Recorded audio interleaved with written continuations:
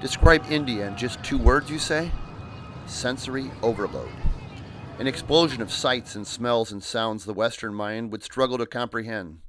And nowhere is that more evident than in Varanasi, the perhaps 5,000-year-old city on the banks of the Ganges River that just might be the oldest continually inhabited city on the planet. With a human population just over 4 million, 70% of which are practicing Hindus, the remaining 30% mostly Muslim, and an animal population that isn't lagging far behind, Varanasi seems at times to be a city nearly bursting at its seams. And right there, in the middle of this vast sea of humanity, the ever-present parade of stray animals and all the frenzied chaos that is Varanasi, lies the heart and soul of the city, the very reason it exists at all, the Ganges River. Pilgrims from all across India bathe and immerse themselves in Mother Ganga in an effort to wash away sins. Fishermen tend their nets, and tourists crowd into small wooden boats to watch the sun rise then set on this most holy of rivers. This morning we'll be traveling upriver by boat to try and get a glimpse of the famous Manikarnika Ghat, Varanasi's largest and most auspicious outdoor crematorium, and one which is responsible for on average 100 cremations every day of the year. We can only get so close by boat, then we'll have to disembark and continue our exploration on foot.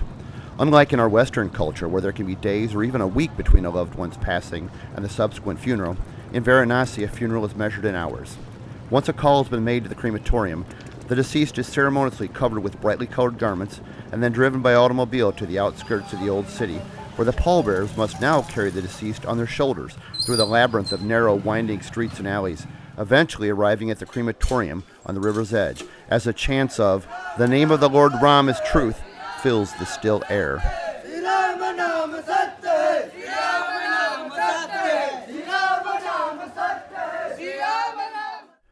Women are not allowed to be present at the funeral, and the male representative of the family, who will now preside over the remaining funeral proceedings, will have his head shaved and be clothed in an all-white garment.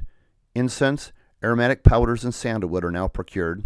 Wood, which has been cut, split, and stacked, is weighed and brought to the altar, and the body, just now bathed one last time in the Ganges River, is laid on the altar, and more wood is added. Finally, the sacred fire, which has been burning on this site continually for over 1,000 years, is brought to the altar, and the wood ignited. Perhaps 4 to 5 hours later, the body, now consumed by the flames and has been reduced to ashes, is now placed in the river to be carried eventually to the Indian Ocean, the soul forever released from the otherwise endless cycle of reincarnation, allowing entrance to nirvana.